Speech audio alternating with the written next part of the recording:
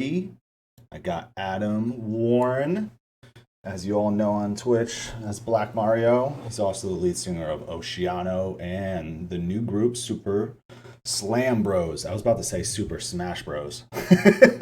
What are you thinking about? What's on your mind there, Dan? What's Quarantine. on my quarantine? The weirdest time of our lives, right? Oh, I don't know. I've been doing Ready to slam. ready to slam, dude. Ready to book tours again. It's kind of happening. There's some things happening for fall, but it's all play it by ear. Yeah. That's I like all this it is. setup. You like it? Yeah. Yeah, it's cool, Cozy. right? Do some Mario on there for you, some Oceano. We're not all out. Hey, let me tell you, I wouldn't do this for you, so I appreciate Wow. Thanks, man. No. Maybe on the second visit. But for The the first second visit, one. impressive. You like it, right? Yeah. I wanted to do something different. When I first started, it was just, pretty bare minimum. And then I just was like, I want to come up with this idea of like being in a room, couple TVs. I could throw some posters on the wall, add some stuff to it, like my dog, guitar, PS, PlayStation, all this shit to it. I'm like, this is cool because I can like add stuff and take away stuff. So I just hit up my friend Sean Mott. I think you know Sean Mott from Metalcore Nerds. He works with us too. Yeah. So like I'll just like today, like I texted him, I'm like, hey, can you give me 2 Marios? Because I could throw those on there. He's like, yeah, no problem. So he does it real quick. So how you been? I know you're getting over COVID and all that. You feeling better? Yeah. I'm getting about there. 90%. That's good. How long does it last for? Like how long has it been? Like a couple weeks? Yeah, it's been for me like 2 weeks. Okay. It'll probably be like 2 weeks, maybe give it a few days. Oh, all right. Well, that's good that you're almost back to 100%. Yeah. Shit definitely fucking sucks. So what have you been up to this year during all the downtime, I guess, you've had? Pretty much Twitch. Yeah. Focused, because I haven't really ever had time to give Twitch the proper go, and I finally have, so it's been going well. Couple guest spots. Released and to be released soon. Okay. I'm trying to remember. There's some I don't necessarily remember because the top of the year I moved into a new place. Life was all muddled. Then COVID happened. Then freaking everyone lost their minds. So like some of the top of the year was very disassociative for me. But the ones I can just remember, like right off the top of my head, I did the Colony Collapse guest spot, which that was really fun, and that actually turned out to be way more, I think, important to the conversations right now than I expected it to be when they kind of. So we got a little bit more hands-on together with that. That's dope. I did a spot for Grime Lord, which that one was pretty cool.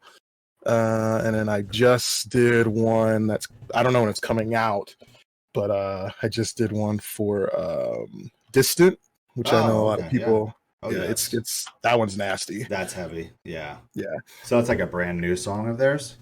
Yeah. Oh shit, okay. Wow. That's tight. Because I know they just came out with that EP. Yeah, they're sick. Which is awesome. Yeah, that band's heavy as shit, man. Another heavy ass band. Has Oceano been up to anything? I know everybody's gonna ask that, so we can dive into that real quick. So Oceano hasn't been up to anything really. I mean, just like writing, I guess. Maybe. I mean, there's been writing. If I'm being completely honest, I haven't really talked. I mean, I've talked to the band a little bit. Chris has dropped in a stream a little bit. Basis. Yeah, I've seen it on. Yeah, but personally, I just, for me, that's not that important right now, given where the world's at. Yeah, I hear you.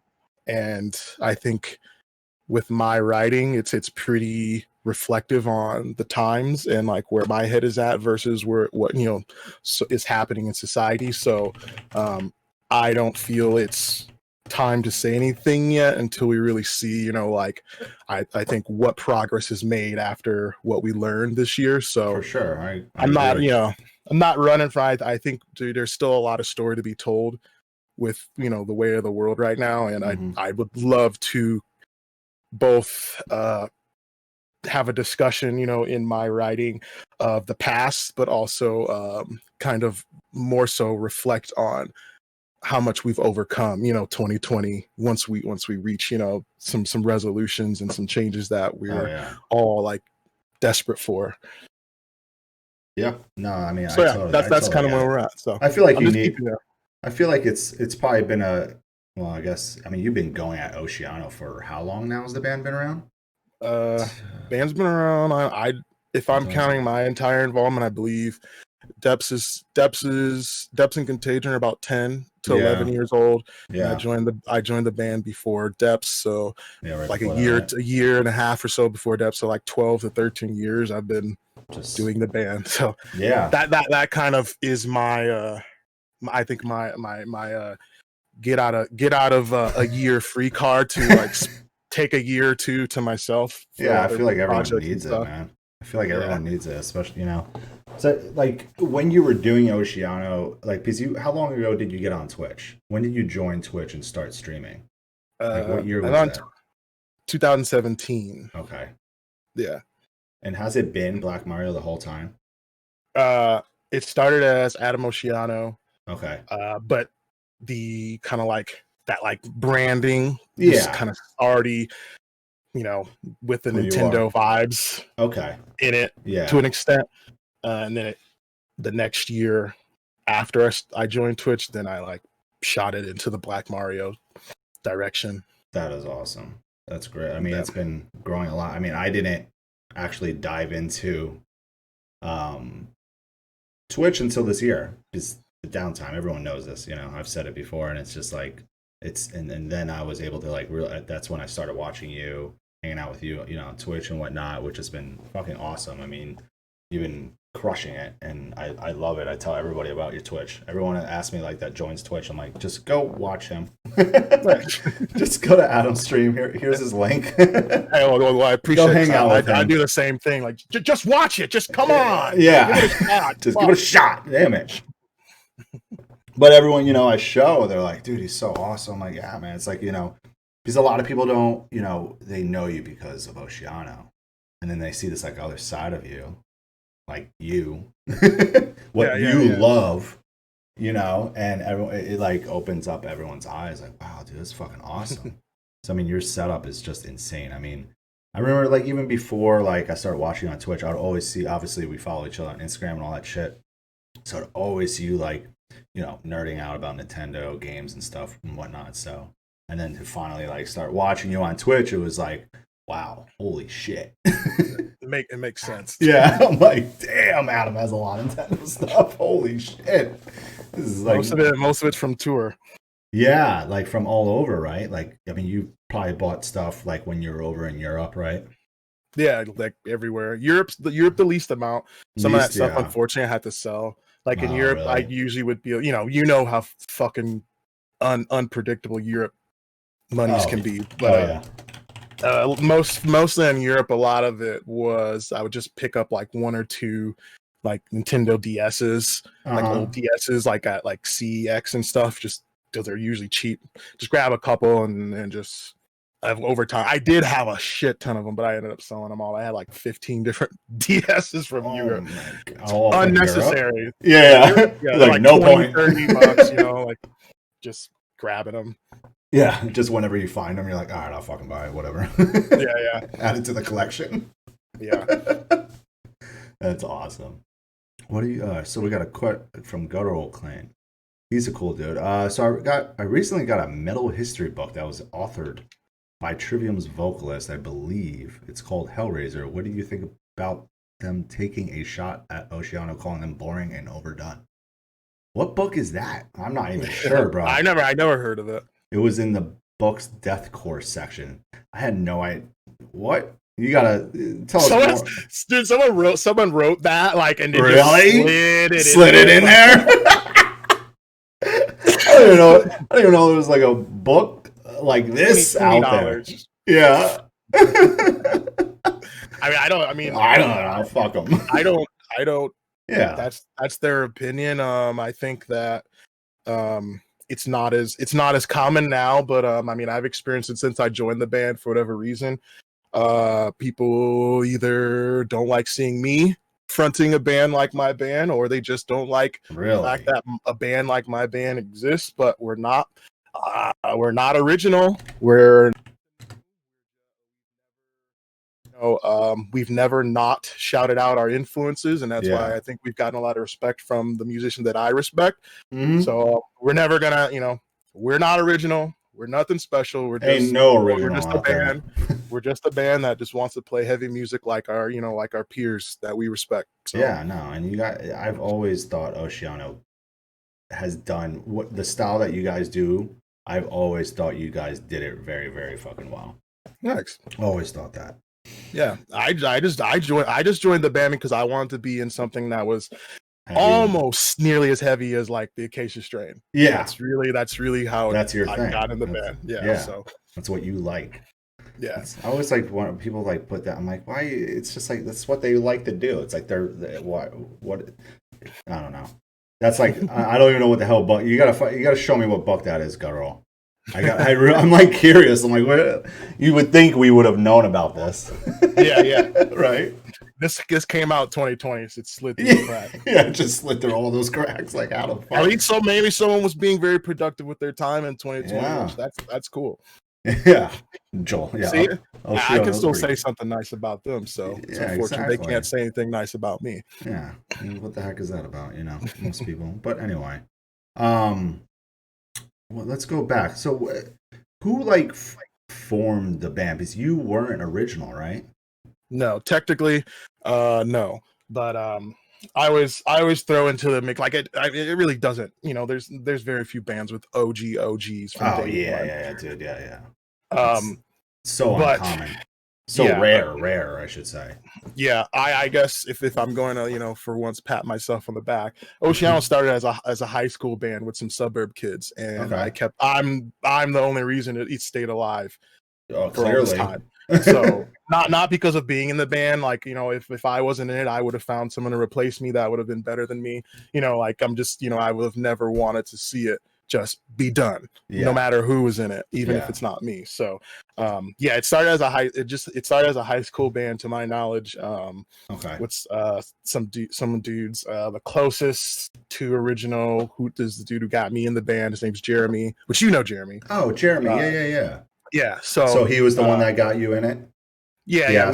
We connected in the Chicago scene. He was like Northwest Burbs kind of scene, if you want to call it that, and then I was more like South Side, super South, Illinois scene. And so somehow, I think through going to shows in the Northwest Burbs, just normal shows, bigger touring acts, somehow we intertwined. Or I think maybe Oceano played a show. I think that's what, and we just linked up somehow and chatted, and he invited me to try out because they didn't really have a true structure to the band to much degree.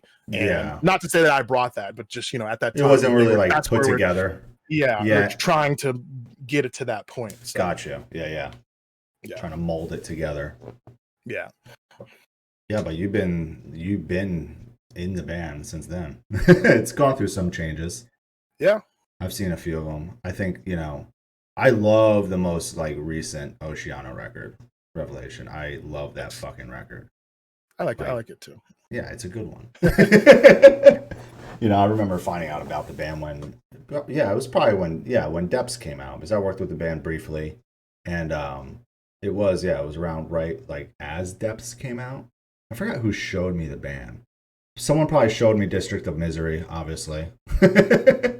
More than likely. The hit song. Did you guys ever not play that song live? Was there ever a tour or a show that you guys never played it live? Because I assume you always pretty much do. I feel like every band has that one song, right? That everybody. There's definitely been maybe probably a few. Very, very, very few. If there was any, it was probably one of those shows, the handful. I remember, where I'm sure you've gotten the calls about it, where it's they're cutting every band set because of some fucking venue bullshit, and every band has to play pick their best 2 or 3 songs from their set. Like I think there may have been one of those moments where we were just being stubborn, we're like, we're not gonna play that one. Yeah, of course. Let's just not play that one tonight. Yeah, because we have to cut our set. Yeah, I think it's been a couple of like that. Yeah, it's our get out of jail free card in a sense. Yeah. Sorry guys, we didn't have enough time tonight. We got to cut it. Disappointing everyone. Not really though. Did you ever think Oceano was gonna last this long? Did you, or you didn't really know? Like, did it? Was there like parts in the throughout the years where you thought it was just gonna? There's no way this is gonna keep going. Probably, maybe only when my son was born, because we kind of were going to. Okay. It was supposed to be like done, then it turned into a hiatus, and then it turned to a nothing. Like we still just kept going, basically. Yeah. But that was the only time. But it was for and I still think for right reasons. But I actually was trying to keep the band going. No offense to the dudes, but I just think they were lazy and didn't want to do it without me, because I did a lot. But yeah, I mean, dude, yeah. I wanted to see what Oceano could at that point. I mean, it's cool that it didn't happen that way, but I was very interested to see what Oceano would have been like without me, and to look at it as like a fan. Yeah, because I was going to control who replaced me. And I had some prime suspects that I wanted to, I think it would have been cool if any of them would have been like, yes. I think I even asked John. Robert? John Huber. Oh, Huber. Oh, shit. Yeah, wow. I asked John Huber. I at least just just poked him to see how he felt. Yeah. I was gonna reach out to him. Danny, who ended up in Through the Eyes of the Dead. I was gonna ask him. Shit. Yeah, Danny. I was gonna hit up some hot boys. It wasn't gonna be just like just those... you guys handle it. I was gonna try and get someone that was gonna fucking smack. Yep. Dude, Danny would have been crazy. Even John would have been nuts. Yeah, that would have been crazy to see that. Mm-hmm. Definitely would have been crazy. So that was that like a short period of time where you guys were trying to decide what to do? Like, how long did that go on for? In the end, I'm not throwing shade at all. That's just I came on the show. Hey, I'm sharing everything. I don't give a fuck. No, dude, you do you, man. So, it just so happened that my living situation and my relationship and what I was, sacrificing for didn't turn out to be the way that it should have been. And so at that point I was kind of just like, and from then on it was just like, even when I come into things with the right, with the right mentality and putting my heart into, trying to go the dad route and kind of move away from music. It didn't work out, and music was still always there, so we just kind of were like, let's not do anything more than just say it was a hiatus, and we're just pick back up where we left off. It was like it just it was like 6-7 months to maybe a year, Yeah, and that was, you said that was around the time your son was born, right? So that was it was soon after we were gonna either be done or hiatus. Yes. Yeah. Well, I'm glad you never left. I'm sure a lot of other people are glad. Yeah, in the grand scheme of it, that wasn't even like at that point, that's like slowdown point. That wasn't even like the peak of the band. I got at that time it maybe felt like because that was Depths and Contagion and then like Close It. But I personally like the mostly like probably the last like 6 years the most. So like Ascendance and Revelation period is probably like my favorite times in the band. Touring wise, like with members, Contagion was fun, but I mean, as far as just everything combined, I think tours, members, the writing process, what we created writing, everything. I think the last 2 albums are my favorite. They're honestly, they're the last 2 albums are honestly the ones that I listen to the most. Those are the ones that I actually went back to Depths today because I literally have not listened to that fucking record in like, I couldn't tell you, years. Like I was. Yeah, I don't ever either. Yeah. Like I literally have not listened to that fucking record in like probably 5+ years. Because I like the last 2 records they're definitely my favorite. Thanks. Yeah, they're mine. What's the content is especially makes me like it a lot. I think it's just like I actually been wanting like Ascendance. That's something that I've wanted to like kind of write about. I mean, there's a lot of like, you know, science fiction in it, but it's still rooted within a purpose, you know, a message to it, and probably more so than all the rest of the content. It's just kind of intertwined in it, you know. But I wanted to like write and cover that topic for like, you know, 2 out. Like, I mean, honestly, like after Depths was done, I wanted to wrap my head around how to incorporate some things that I had already like believed with, you know, like life outside the planet and things, but it didn't really wrap all together until it was time to write Ascendance. So it was cool to finally go in that direction. I always wanted the band to have, maybe not always, but probably, you know, when like Gent and Groove was kind of really growing up, you know, it's like this is like rap R&B vibe, you know, and metal. I always wanted to have a little tinge of that. And then when Molotov did Insurrection, that album, when I like heard how they had kind of intertwined a little bit more groove too, I was like, fuck, like they're doing it right. I want to do it before anyone else starts doing it, you know, and like we can do it our way. Get ahead of it. No, you guys definitely, I did notice that you started incorporating that style in, and I thought it was perfect. Honestly, it worked really, really well.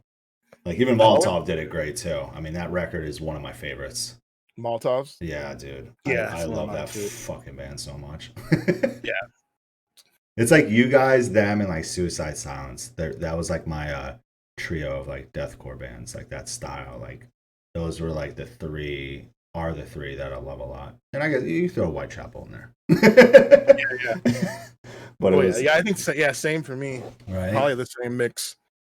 Yeah, I love Carnifex. I love all. I mean, there's not really. I love deathcore. Like that's the thing. I love deathcore. I love a lot of different subgenres of metal.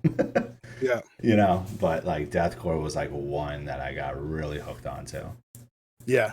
You know, I remember it's weird because you can like date, like, you know, deathcore's been around in a different ways and like slowly, you know, influenced to become what it is now. But like it's weird to when you think about like I was listening to, not saying I was the first to do it, because honestly I did a flip and I didn't like.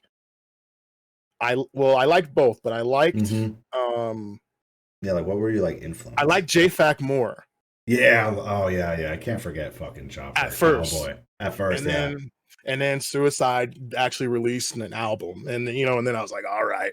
Yeah. But then J-Fac got a little bit more metal, and then I was like, okay, that's sick too. And then they kind of like, all right, they're doing their thing equally. They're setting themselves significantly apart now. Yeah, they did. But I was like college. I remember I was literally listening to like Suicide Silence's EP in my college dorm.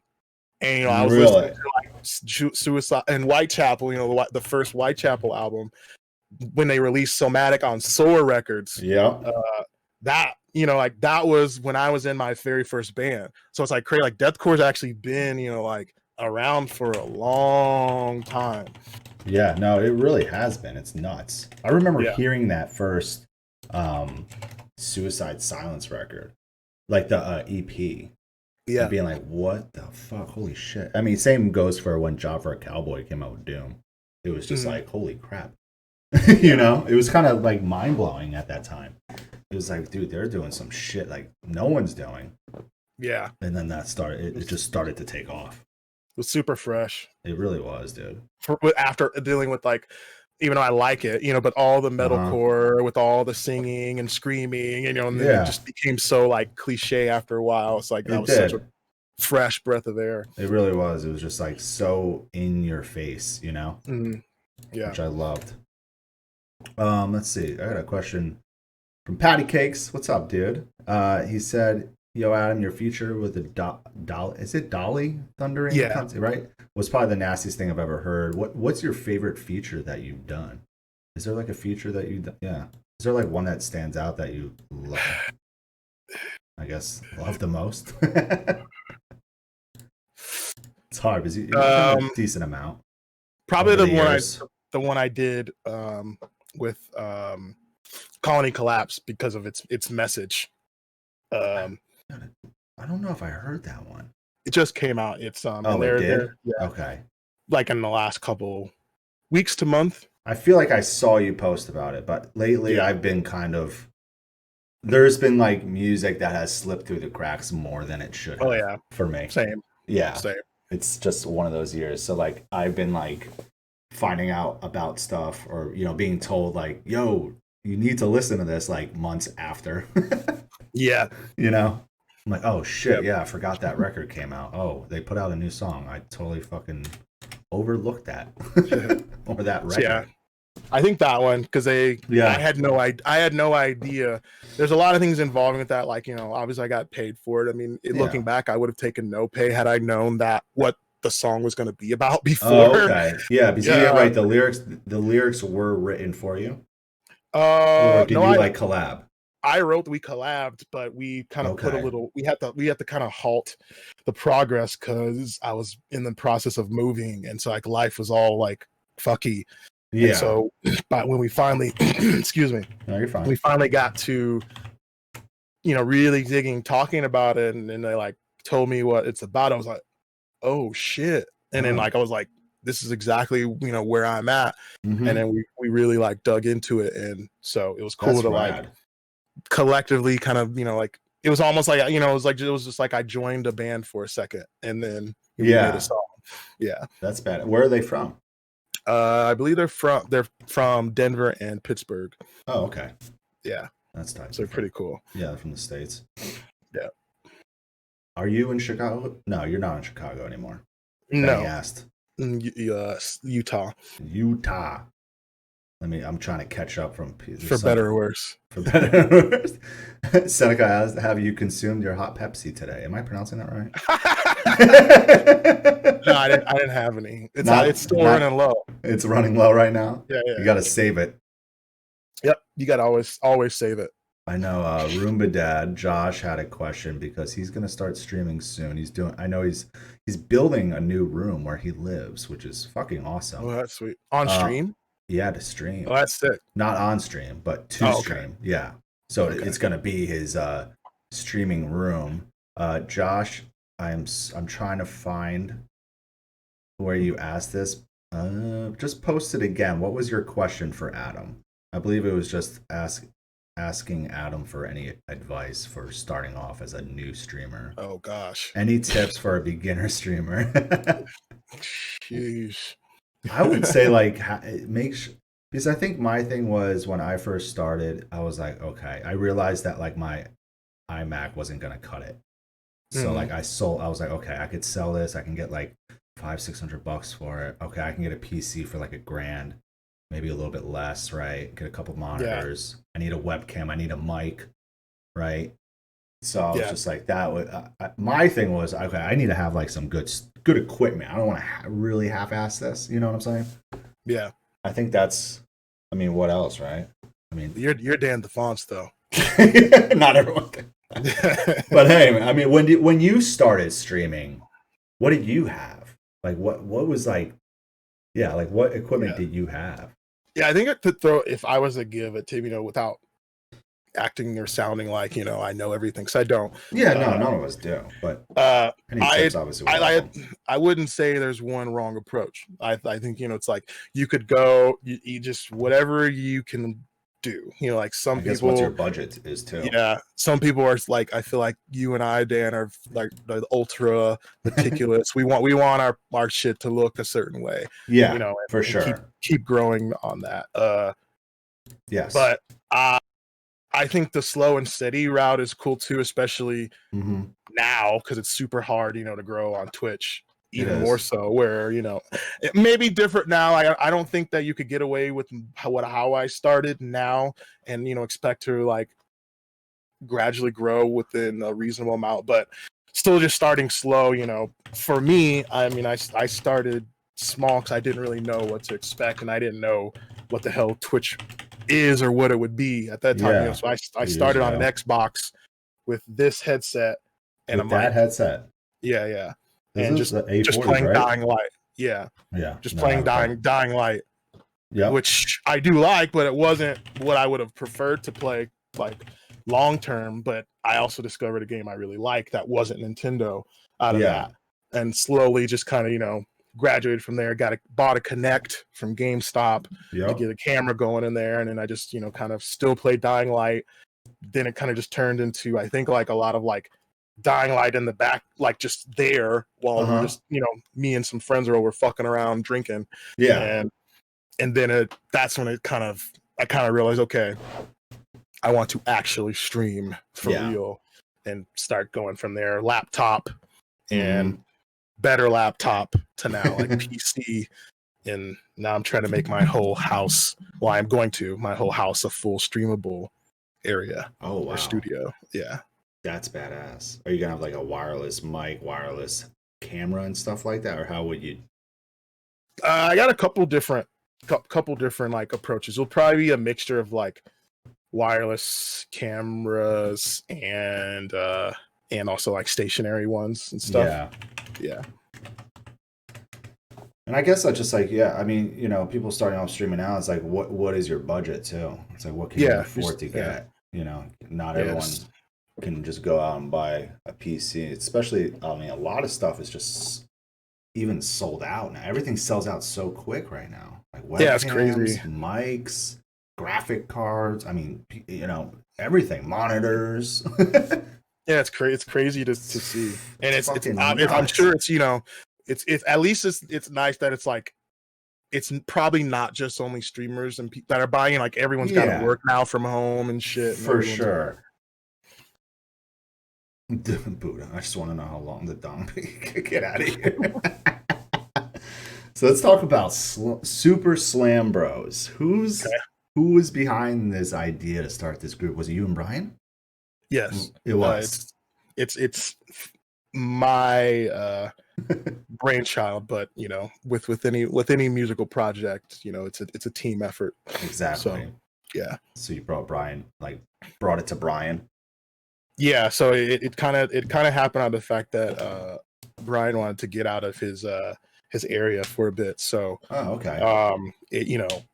I just how I work pretty much with anything is it's just like, so it was as simple as you have two musicians sitting in a room together doing nothing or doing things, but they're not doing something together. When you have two creative people or musical people together, why the fuck aren't you at least making one song? And that's kind of what and from there it was like, okay, now is the time, like where everyone will shut the fuck up. I can maybe feel in a universe that maybe people would appreciate something that's not like overly serious right now. So from influence from like bands like Horse the Band, Power Glove, like Mr. Bungle, blah blah blah, on and on and on. Old Slipknot, on and on. It all kind of came from that, let's make a fun band, and let's have fun with something, wrap it around everything I'm already doing. It's genius. That song is fucking awesome. The video is great. Thanks. I thought it was a great idea to do. Are you guys gonna, obviously, I assume you guys are writing some new songs? I'd like to, yeah. It's kind of hard to like, because the thing with that is it's also kind of influenced from like pro wrestling in a sense, like just more like when I used to like watch it hardcore and stuff, where the way I'm trying to approach it is songs don't exist without a premise. And so what happens on stream at times ties into the songs. So there's like, so it's like there's a continuity between the Twitch part and the music actually releasing and the merch, and everything is connected and doesn't exist without the other. For sure. That's awesome. I'm definitely stoked to hear more. I'm sure everyone is, because they haven't heard you on something in a minute, right? Or like a new group. Is you've never had like a side project, right? Is this just nope. This is, I guess you could call it a side project. I've done that like old like acoustic shit, but as far as metal, I did Demolisher. Oh yeah, I forgot about that. That counts. That counts. Nothing that's from me, started out of me. Yeah, like from the start. Yeah. this is from the start. Yeah. Oh god, we got a question from Trapped. It's not really Trapped.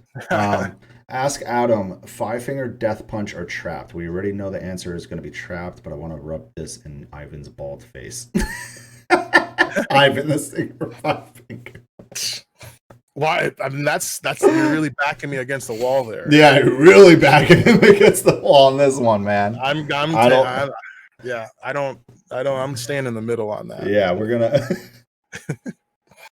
It's gonna be. I'm dodging both. It's gonna be a pass here. Yeah. No. There you go. Nah. When it comes, I know you have your project Unworthy. Can you tell us more about it? Because I'm not really familiar with it. I've heard a song before, but I'm not familiar with it. Like, what do you write about? How that got started? What's your vision for that? You know?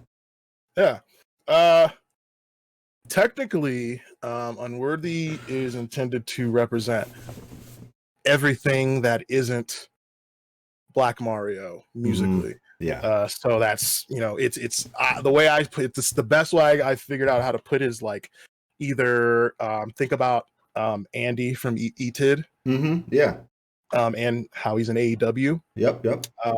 Or more even, I think easier is like Prince. It's like that, where anything Prince does, it's Prince or whatever the hell he wanted his name to be at the time. Whatever. Like it's like that, where it's more of it's an artist identity that covers anything I do, and that includes Oceano and heavy metal. So it's my way of blending the fact that I like, and through discovering metal, because I didn't like metal, like from the jump.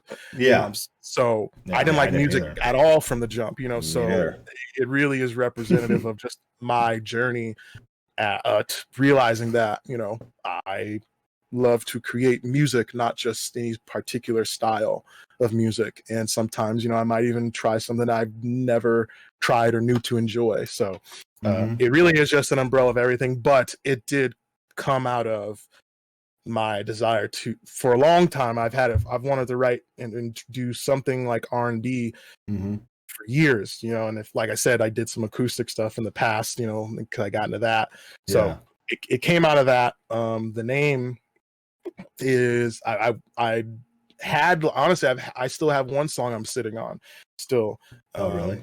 I've only released one like singing, like R&B song, but No, I remember. I had been sitting on that for like a year before it released, and I've been wanting to do stuff like that for like probably 5 years.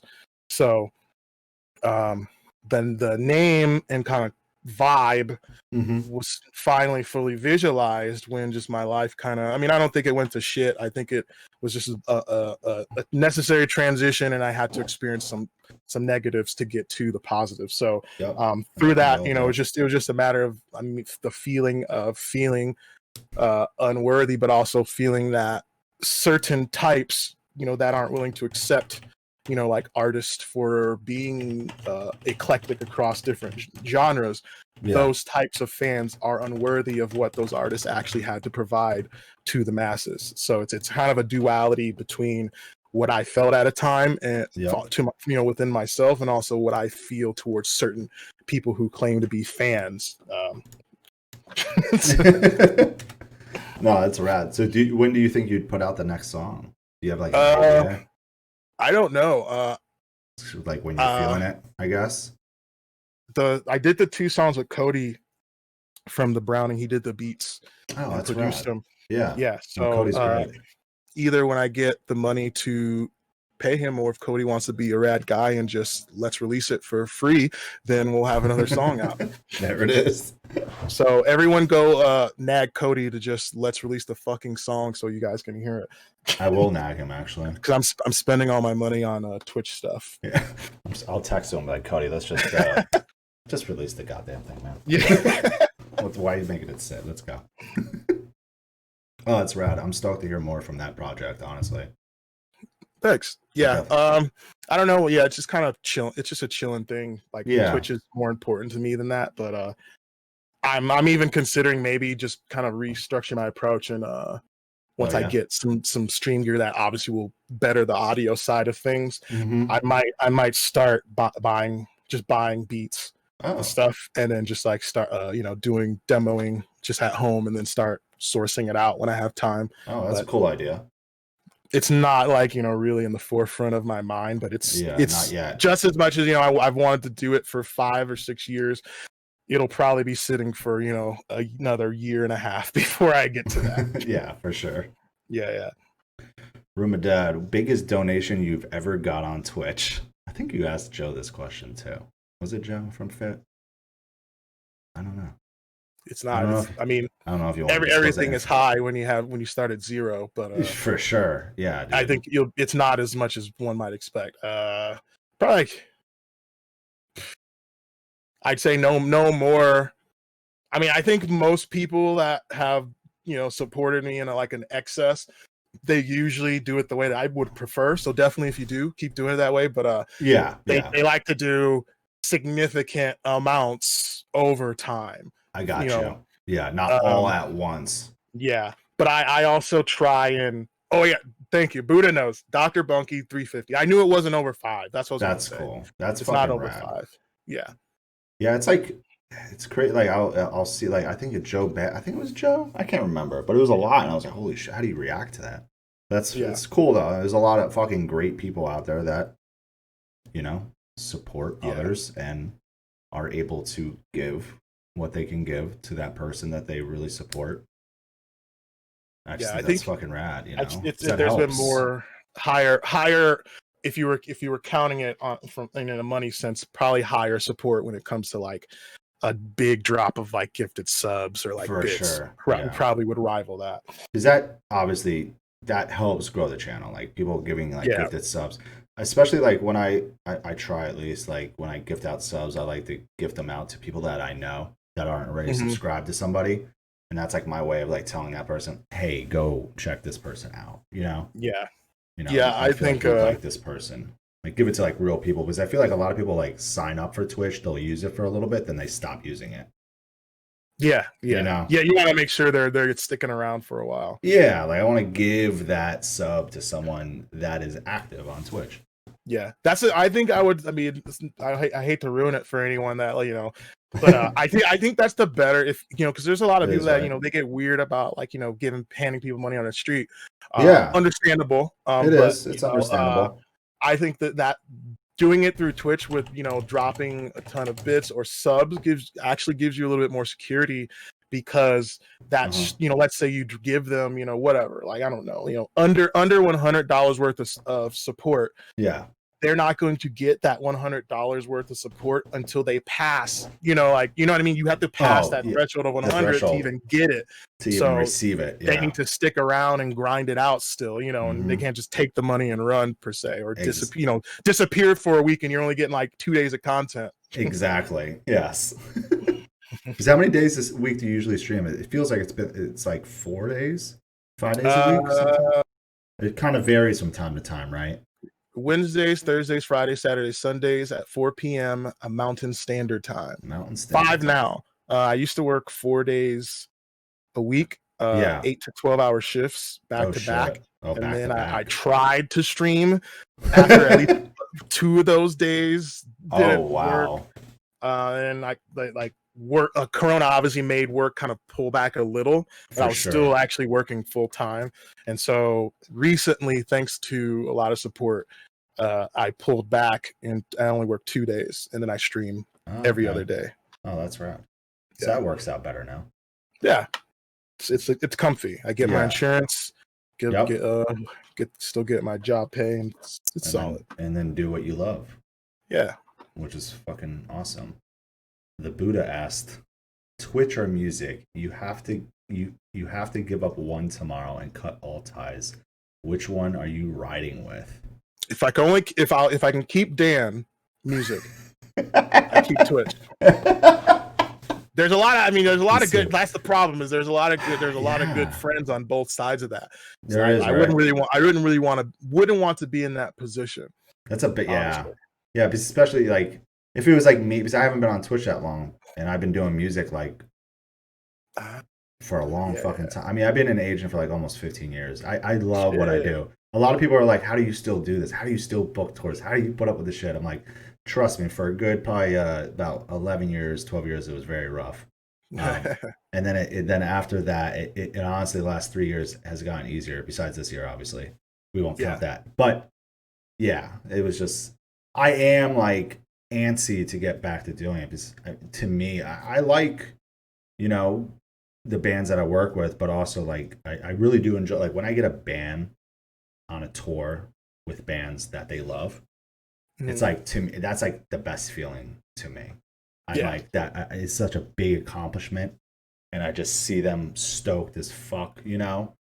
Especially when it's like bands that's on their bucket list. To tour with, Yeah. play shows with. So that's like my thing. For me, if I had to ask, it'd be music. I really I wouldn't think want to give up Twitch though, because I do love doing this. yeah. I love this platform. I think it's fucking Yeah. great, Yeah, man. I don't think you need you don't there's never gonna be, if Nah. anything, it's going to it's if you have the will to do it, you can blend both very easily. Like Yeah. that's where I'm going with it. Is I don't, I don't fucking expect to be touring for like hardcore, as Yeah. much as I used to. It fucked up my body. I'll tell you that. Oh, I I gave could my life and my imagine, body dude. to touring, and I'm learning now. How those effects. Now that I have You feel insurance it and I'm going to the doctor and me being told I'm fucked up in ways I didn't know. Like from it's a headbanging big and shit, bodily probably. sacrifice. Yeah, Yeah. That's the dude. hard part, I think, is looking back long term. And I Yeah. understand now, all my older friends from touring, that and like I was always like, Hell yeah. why are you aching? Why won't you come out and party? And now I'm just like, I understand it I all. get it now. Yeah. It's a lot of wear and tear. A Yeah. lot of Yeah. wear Yeah. and I tear. think emotionally, like it can be very, very, very stressful. That was the thing I think that for me is Yeah. the more and I know you have to deal with it too with the bands themselves. Oh Like yeah. I mean, here it's gonna be a everyone's different. stressful thing. It is. It is, and it's like I'm very like I don't push any bands to tour. I'm like, do what do you guys want to do? That's what I ask everybody. What do you want to do? We want to be part time. We want to do 2 tours a year. I'm like, all right, that's what it is. Yeah. I book tours that I book bands from like they tour like once out of the year, or do like fest and stuff to bands that tour 6, 7 months out of the year, and it's like I don't yeah I always tell bands I'm like yo don't overdo it, don't overdo it. I know especially younger bands that are like so antsy and stuff. I'm like no, Mm, do it right. This is how you have to don't oversaturate yourself. You got to take things easy. You got to have breaks, or you're gonna feel it later on. You're really gonna feel this shit later on. So take it slow. Be smart. yeah. Yeah. Or you're gonna be aching like Adam. It's just it's hurting me to think about those like back to back Oh, dude. bangers. I'll literally never forget it, and it was Ingested, right? I picked them up 5 years ago, and the whole they were just part time. They were always part time up until 2017, and they were like, "Hey, we want to do this full time," and I was like, "Oh Jesus, okay, all right." So they're like, "Hey, before Devastation on the Nation, which is a 4 week tour, before we do that, we want to do a 4 week tour before that headlining." I was like, "So you want to be here for 8 weeks?" You've never done that before. Like you've never done that before. And I was like, okay. And I remember when I met up with them on Devastation, it was like they were like 5 or 6 weeks in. They were just so shot. And I'm like, I remember my friend Bryce was TMing Devastation, and he would text me. We'd talk every day, and he would text me. He's like, I don't know if they're gonna make it, dude. I don't know. I'm like, tell them to stop drinking. Yeah, yeah. Tell them to fucking quit it. They didn't Yeah, I'm really. sure Yeah, all that's what was all tearing them the eating apart. too. But no, not Oh, the all food, the like eat. the food comparisons to where they're from. Oh man, Like yeah, dude. It was funny because when I met up with them, I think it was in Texas, so like they were like 6, almost 7 weeks into touring here, and they just looked like shit. Just like looked like I'm like, wow, you guys all right? Like, they stayed with me, and I'm like, get in the house, go like shower and shave, and like go to bed, just sleep. yeah. We're not partying tonight. We partied that night though, but you know. It's better when you're actually at someone's house where you can just fall asleep comfortably. Their hub was like literally. I lived with the Seeker guys for a little bit, for a year and a half, and like we were like their like home base in the States. They would fly to Dallas, stay with us for a few days, then start the tour, then stay with us afterwards, and then go home. So they had a decent setup, unlike others who would have to like fly here and then stay in a hotel or something, you know. So I'd always make sure those dipshits were comfortable as much as I could. Hulk asked, any embarrassing moments on stage that come to mind? Always. Oh my god, there has to be so fucking many. I think the most embarrassing thing, I mean, that's really honestly the only thing I think is just like falling down during a performance of any type is always embarrassing. Oh yeah, that has to be like the worst. It's really how you play it off, though. It really is how you play it off. So it is, dude. In the end, I think I usually play it off pretty gracefully. And I don't really care that much. Yeah. But it's Croc Rock. Allentown, Pennsylvania. Tom Taylor. I know you've been there. There's like some shit like there's these weird risers or something. I don't know, like, and then like holes. It was like if you were imagining like a square, right? And it was like these risers kind of like in front of stage. I don't know, maybe they had monitors there sometimes. I can't even remember. Yeah, so I just got too close to it. My foot went straight through that hole. And so like I sink down to my balls. So I'm balls deep on my right side, leg falling through basically the stage. And then my other leg is up like a freaking, like tarantula legs. And I'm kind of like trying to like pull myself back up. Oh my god. That sounds horrible. Yeah. A lot of that shit. It's mostly falling. The Muse, is it the Muse? No, is that what? Yeah, no more. No, yeah, I forgot when that closed. That was a while ago. Always just the darkest room. Yeah, and very dark room. Couldn't even see like the where the stage ended and the like the pit began, so to speak. Yeah, and I just kind of just dipped off the stage again, one leg, and then catching my other one, and like kind of like a split.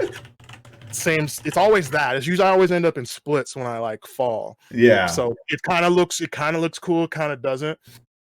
It's usually like that. So I think people are more confused when they're seeing it. Yeah, because they're like, what is he doing? Yeah. Is that a new I probably fell off the vaudeville stage, I think, too. Yeah. Nearly there too. Oh man.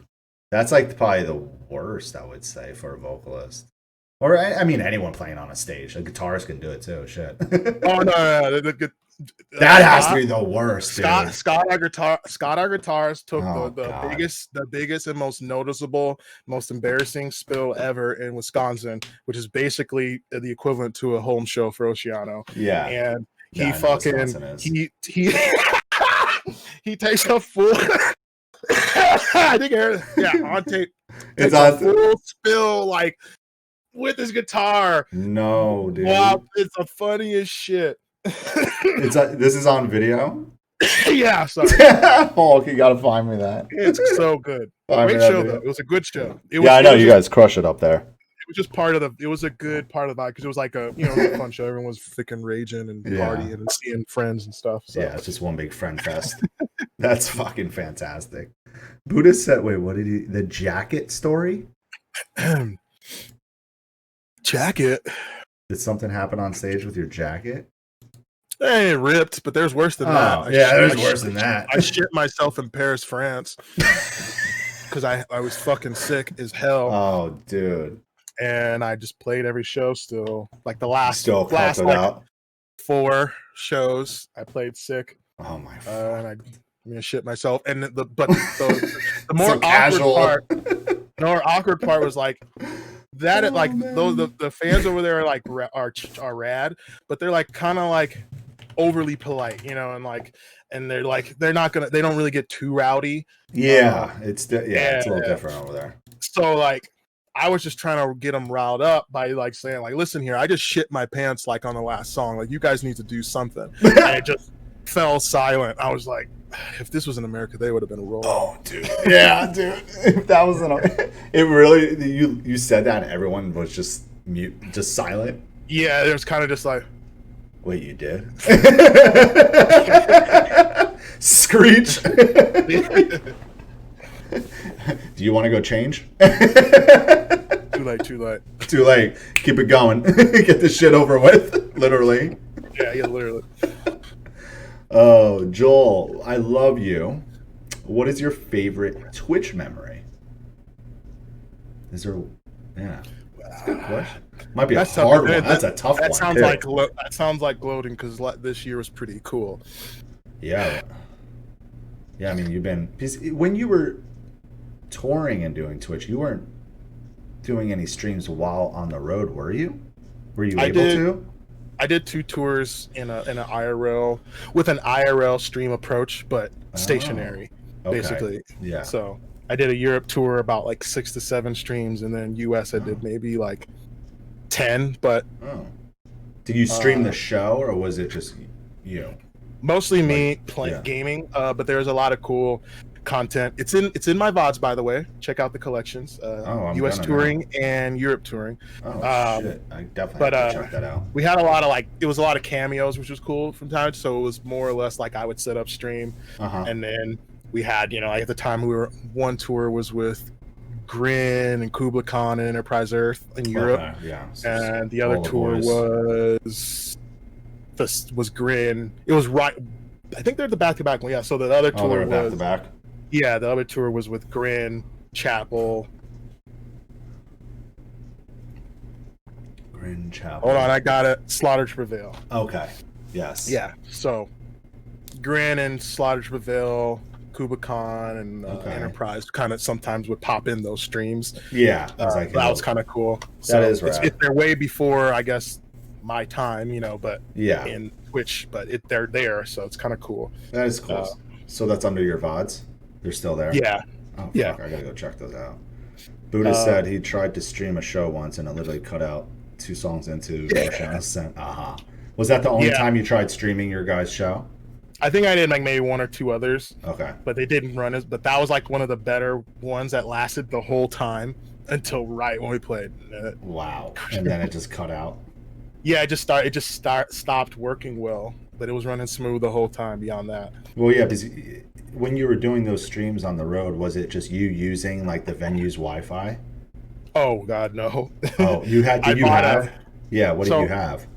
Basically, what I did is what a lot of like IRL streamers. I basically got, instead of getting like whatever, like 3 to whatever amount of these they're called wireless modems. Yeah. What are they? I just bought one. Okay. So usually IRL streamers like Matt does. He does the backpack. Mm-hmm. I basically just took the stream backpack. One of the devices he uses, to actually get a data connection. Yeah. I just used one and ran it off a laptop with all my gear, and that was adequate. In most areas in the U.S. and Europe, it was a little bit harder, but that was adequate. So I bought an international unlimited plan for Europe, and then I did a U.S. unlimited plan for the U.S. tour, and ran it off that. So that's probably what I'll do when and if get back we hit the road. Yeah, and do that. You said usually it's like 3 of those modems. They'll usually kind of bind a couple of them together to better the connection and shit. I didn't even know you could do that. Yeah, it's kind of convoluted, but like when you get it, it just works. It just works, yeah. Once you get it all going and stuff. Get it all going, yeah. How did you come up with the BlaqMario persona? Like, what was it? Just one day you just popped in your head like, oh shit, this is kind of for it. It's kind of.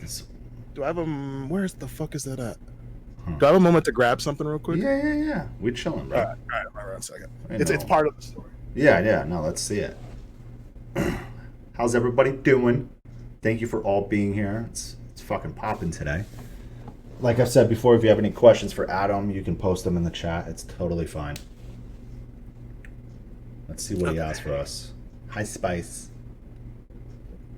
So you guys some people probably know an artist slash person. She's a connoisseur of metal to the highest degree by the name of Grimmy. Anyone know Grimmy? She hangs out with Kev. Kev's channel often. Yeah. I know she's friends with Kev, the Carnifex crew. Yeah. She drew this. Oh, that's fucking awesome. So not this. That's a sticker, but yeah. So she drew this. That's so sick. And then she made like a digital version of it. Okay. And so she sent that to me, and this kind of was just like this was kind of like my logo for when I first started streaming. Yeah. And when I was doing Adam Oceano, and my whole kind of thing is I love the idea of creating a character for things. Like Dr. Disrespect was doing it. I love pro wrestling in the past, and I always love to create little characters, storylines, gimmicks, all that. So I kind of was just sitting on tour in Europe and the bus, and I was just trying to figure out, okay, well, what do I want to do with the stream? Like, how can I make it cooler? Yeah. And I kind of just thought about the picture, and I was like, BlaqMario, but don't make it literally BLACK BlaqMario, because that's black. Like make it that, like kind of like how Black Nerd Comedy, if you're familiar, like I kind of took influence off that too. Like obviously, unfortunately, people are going to first and foremost think and or point out, oh, that's a black guy. So I just leaned into that because like that's how ignorant people are sometimes. But I just leaned into it and made it my own kind of thing off of that. So that's kind of how it came up, and I just kind of ran with it from there and kept adding to it, adding more to it. Yeah, that's fucking rad. That drawing is awesome. She drew that with a pencil. What did she draw? And right? Sick. Yeah. Pencil. Is that the original, or she has the original? This is the original. Oh shit! Okay. My shitty ex bought it for me, but at the time she was cool. That's so sick. That's awesome that you still have it. Yeah, I like it. Prozac asked, "What are BlaqMario's thoughts on the KF console? KFC console? KF console? What is this? Oh, do you know? Why are you asking that, Prozac? Huh? Prozac is black. It'd be a lot cooler if it was actually made out of like real, like chicken. Or wait, so KFC has a console? Yeah. What? It should have like chicken skin on it. That'd be cool. What? Like, how did they? What? Huh?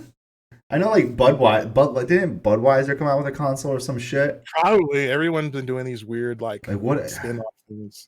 So yeah. So do they have like their own games for it? No, it's just like themed. Oh, it's just themed. Yeah. Over like an actual console that's out there, like a PlayStation, PS. Yeah, it's like they took their own little creative liberties with the design. Okay. I thought they legitimately created a new console. They said they put out details and it keeps your chicken warm. No way. Shut up. What? Hold on. That works. KFC console. What the fuck? They released that dating sim thing for the kernel too. What? What am I missing out? This thing looks like a air fryer. The KFC console is real. It's powered by Intel, and it has a built-in chicken warmer. I'll put the link in the comments. That's a long link. Jesus Christ. Hold on, let me cut that. What? Here it is. It's from the gamer. Gamer.com. They're probably not gonna like. I would assume this is gonna like be mostly available for like influencers and stuff. Oh yeah, not to like the general public.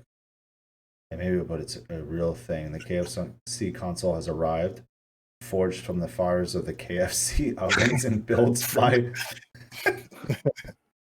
by Cooler Master from the ground up. There has never been a tastier way to experience the latest titles in stunning 4K 240 FPS. That sentence makes me feel a bit ill, if I'm honest, the writer said.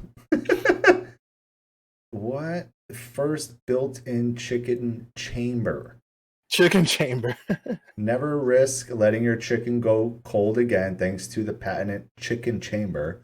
It says, utilizing the system's natural heat and airflow system, you can now focus on your gameplay and enjoy hot, crispy chicken between rounds.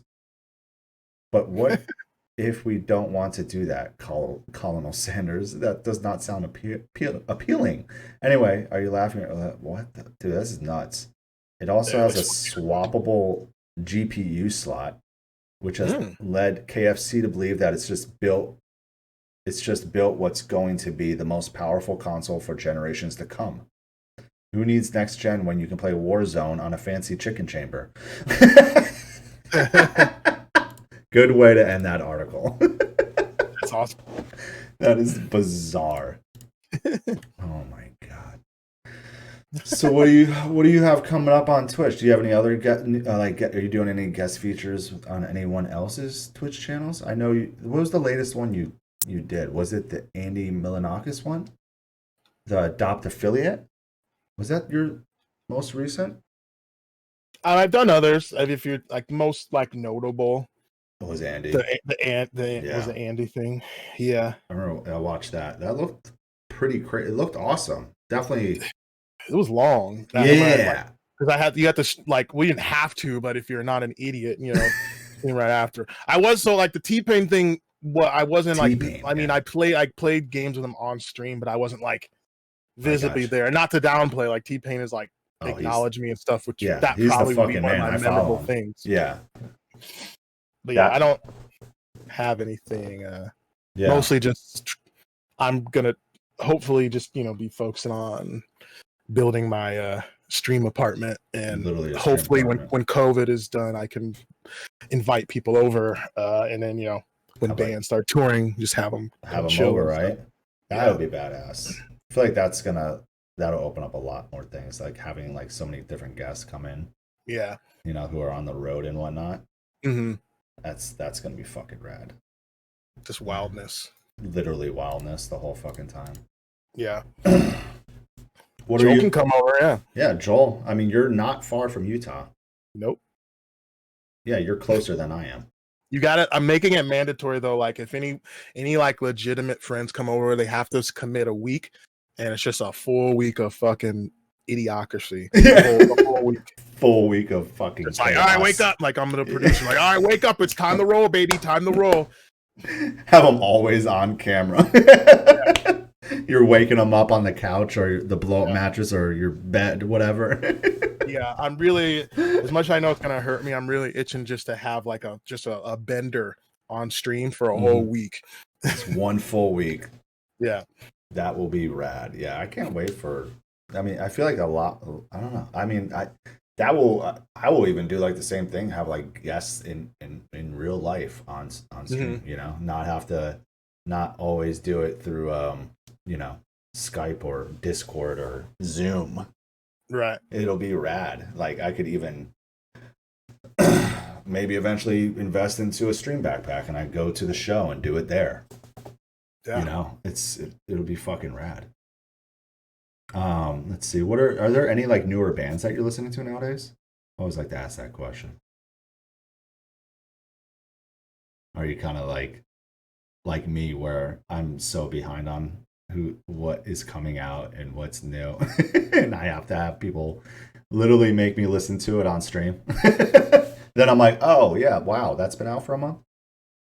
Yeah, it might be a hot take, but it's not as like I like lots of the stuff that's coming out. Yeah, but I think just I've been so around heavy music, and so I understand what it can provide, whereas I haven't discovered things, like as much when it comes to like anything else that I like as much, and I'm so surrounded by heavy music so much that really I've been just absorbing a mixture of like mainstreamy stuff, or That's cool. maybe not as known stuff that could become mainstream, like R&B, rap. I honestly never really listened to rap until like this year. R&B, totally.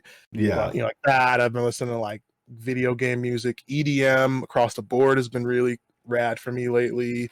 I'm listening to classical music and what the hell is sorry, it's like damn it, I forget the name. I always forget anything. When people ask me that question, I'm like, let me go look at my Spotify. Or let me go look at this list. Binaural beats. I've been doing a lot of that for sleep and for like just to relax my brain. So like I've actually really, I'm so far over there really with like shit, but it's also to like expand my like my vision of when it comes to writing what I'm used to writing, which is metal. It's only going to benefit it in the long run. So yeah. And that's different than what I'm used to. And then R&B is pretty much my go-to lately. So yeah, that's what's up. What's I guess Joel has. This is a good question. What's your top 4 wrestlers? Top 4 wrestlers. It might be a little dated. Mine would be totally dated. Top 4 out of order.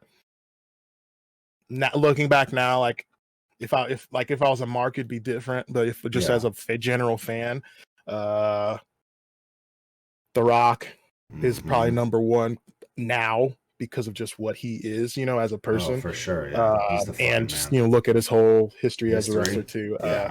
Triple H, Stone Cold. Yep. Oh, and probably Brock Lesnar, more so for his accolades outside of pro wrestling, more so his collegiate, stuff and the MMA stuff. But I did like him he basically was just a better Goldberg, and in the end, he's just a beast. True. So. Yeah, he's a beast, dude. Significantly better than Goldberg, but yes. Yeah, I think like even mine, like The Rock for sure, Stone Cold Steve Austin. I really loved Rey Mysterio Jr. Yeah, and the Hardy brothers. Oh yeah, of course. I love them. Dude, X-Pac, yeah. I haven't like see like I started to get out of wrestling. I loved it when I was a kid. Really loved wrestling. I was really in it. Like WWF, WCW. Really in it. Like always watching it, always staying on top of it. And I think I started falling off after like WWF turned to like WWE. And things started like changing. But also I was getting older, and then I started getting into like music. So that kind of fell behind. But a lot of people are like, a lot of my friends like Sean and Joel are like, watch AEW. And I've been like meaning to. I get little, from everyone that enjoys, I get little kind of little inklings of what's going on and stuff like that. Yeah. There's definitely others I like. Those are like in the forefront, because I mean that's all WWE wrestlers. That's not taking into account WCW. There's just too many. There's just too many to like cite. There's too many good wrestlers. There really is. Yeah, like across the board. I like Mike Awesome, who he kind of spanned a couple different feds. Yeah, Masato Tanaka, Sandman. Even though Sandman sucked, but I like. There's so many. You could just go on for days. Oh my god, Laparco was cool. Yeah, there's it's too. There's just so many. That's an endless list. Yeah, I mean Joel said Mankind, The Rock, Stone Cold, and Chris Jericho. Yeah, all the ones that are like, I think everyone can agree the ones that were good were good. Like there's not. I don't think most people, they don't clash on like, oh, Mankind sucked. It's like if you know what he did, he's sick. Yeah, for sure. No one really disagrees. It's just like who is your go-tos? Exactly. Are there any favorite streamers, content creators that you can tell us about? Like ones that you really enjoy?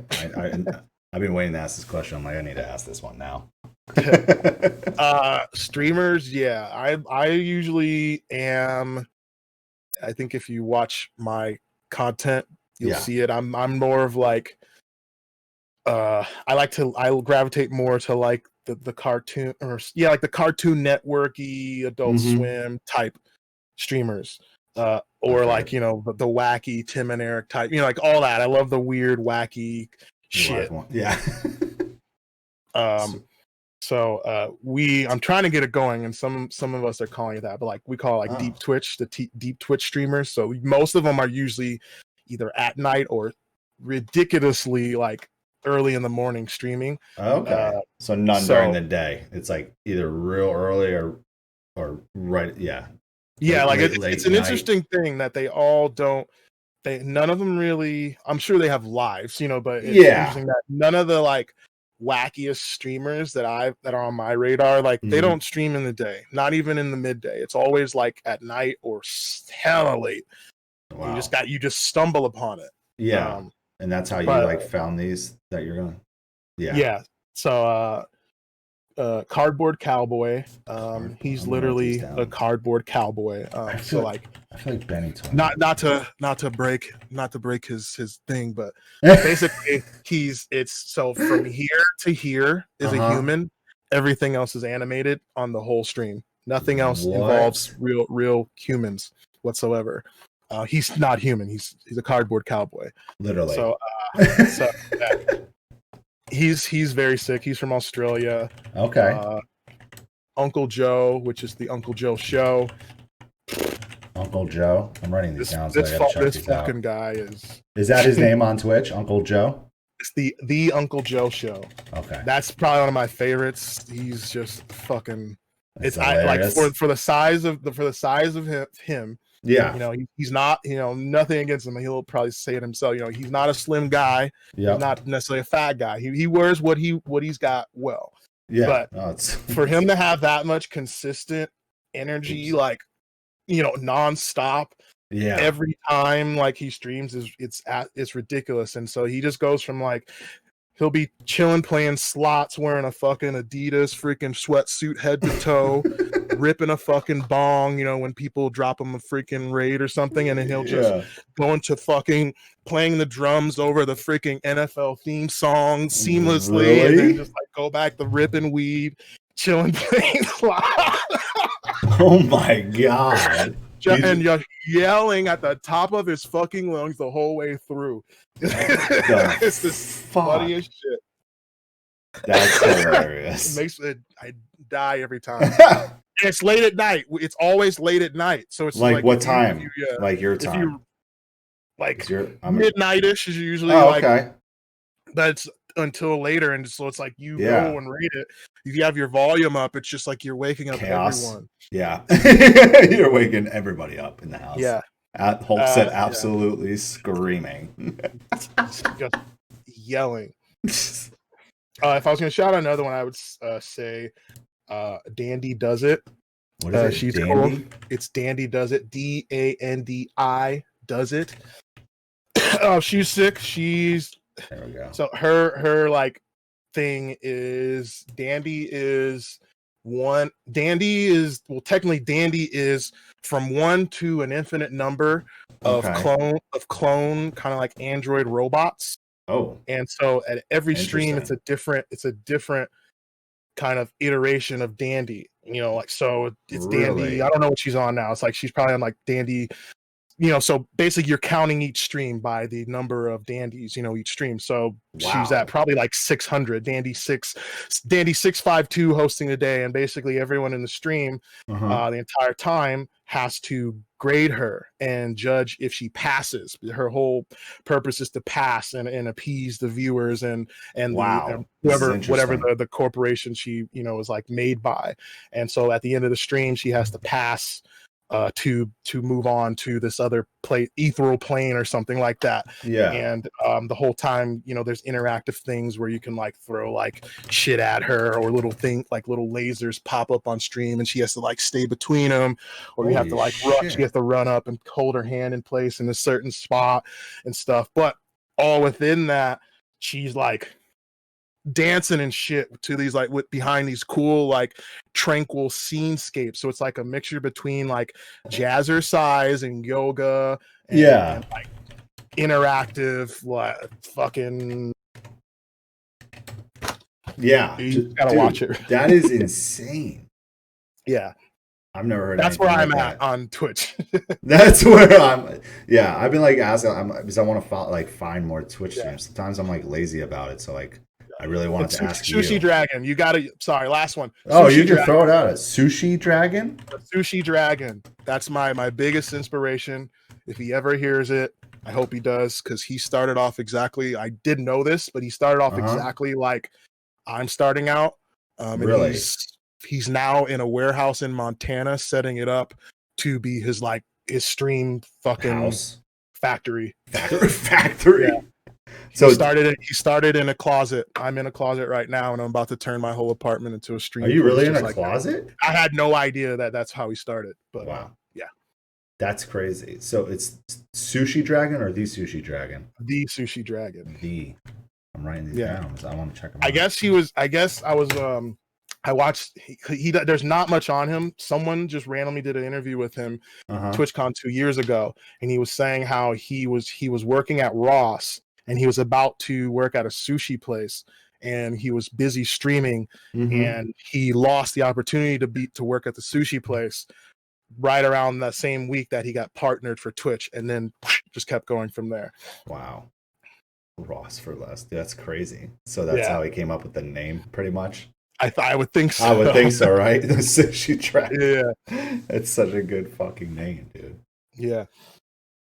Yeah, it's like it's crazy. It's like going like I'll go to like the Discover page and see who's like recommended for me as well, like recommended channels and stuff. And I found some people through there, but it's just like such an overload that I just like it's so much. So I always like ask people, I'm like, who are you following on Twitch?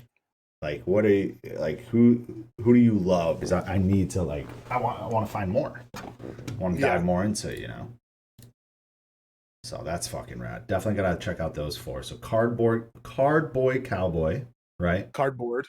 Wow, Cardboy. I'm a dumbass. Cardboard Cowboy. Hello, the Uncle Joe Show. Dandy Does It, right? And then the Sushi Dragon. Yeah. Those 3. I would highly recommend them there to anyone. Yeah, no, I'm definitely gonna literally follow all 4 of them. Absurd humor is kind of like I think the basis of all of them. Yeah, no, for sure. That fucking rolls. Well, man, thank you so much for doing this today. It's been fucking great having you as a guest. We needed to do this. I'm happy you were down to do it. Definitely gonna have you back sometime. Everybody, if you don't already, go follow Adam, BlaqMario, BLAQ Mario on Twitch. I'm sure you all do already, but if someone in here does not, go follow him. YouTube. I'm on YouTube now. Yes. I think I subbed yesterday. I found it. Sweet, thanks. Yeah, I think I did. Go follow. But it's basically going to be mostly. What are you throwing on there? Twitch edits and a lot of skits and a lot of like random shit, like trying different snacks, unboxing video games, chatting video games, doing other real stupid antics around my place. That's with awesome. Friends and without. Yeah. You literally just started putting stuff. Well, you have 2 from a year ago, or 3 videos from a year ago. Then like 2 weeks ago, you just started unloading. I've been dumping them on. Now you've been dumping them on there. Fuck yes. Yeah. But dude, thank you so much for doing this. Who should we raid? Who do you have on? Who's? I have you on. I know you have me on, but what are some? Is there any streamers that you see, that you follow that are on that we should raid? I'm trying to see who's on right now. We got a few. Young Guns. There's so every time I look at my thing now, I just unfollowed some people. Unfortunately, I just didn't watch. It's everyone streaming nowadays. Like every time I look, normal hours, just like I'm like two-tone overload. I don't know. I don't even know who to watch. Like when I freaking look to you're like, well, who should I click on? Devin is playing Zelda. Who is it? Devin. What? Shitacre. How do you spell it? Devin from Strain / my band used to be in. Oh, you never met Devin? Yeah, I've met Devin. Wait, from your old. Devin used to be in my band. Yeah, I've had to meet him. Devin, what's his last name? I'm terrible with names. Shitacre. Shidaker? Shidaker. How do you how he prefers to pronounce it? How do I spell it? His name on Twitch is did he just No, he's there. Is he? Strong Brother DS. Strong Brother DS. Oh, Devin! I did not know he was on here. What the fuck, Devin from Acacia Strain, ex Oceano. What the fuck? Okay, dude, let's go. Let's raid this fool. I haven't talked to him in a minute. Yo, again, thank you, everybody. Check out BlaqMario on Twitch and YouTube. Go sub to his ass on YouTube and Twitch if you like. You should. You're kind of stupid if you don't. We're gonna start up a raid for Devin. If you guys know the band, the Acacia Strain, he plays guitar for the Acacia Strain, and he was in Adam's band, Oceano, years ago. We were all on that tour. Me, Joel were on that tour. Remember, Over the Limit tour with As Blood Runs Black and you guys, that shit show. I don't want to. Yeah, I don't want to remember that. That's what I was like. You guys had to have been in the same room together. Oh my god, dude. Yes, no, that fucking shit show. That was like that. I always felt like that was, and maybe Joel had mentioned this too. Like that was like the WCW versus WWF. Like legit, just like, dude. Everyone's label reps and shit getting involved. And too many heads, too many people in this. It was a mess. It was fun, but it was like some days were just like, why? Jesus. All right. Let's go rate them. Again, thank you, Adam. Guys, next week, before we get going with this raid, on, let's see, Tuesday of next week, the 29th, I have Mike Leon, the bassist from Soulfly, which is going to be awesome. If you know Mike Leon Shreds on Twitch, if you don't, check him out. He's awesome. Anyway, let's go raid Devin. Shoot him a follow, hang out with him, spam him with whatever emotes you got. Let's go do it. Later. And there we go. He's going to talk shit on me. Watch.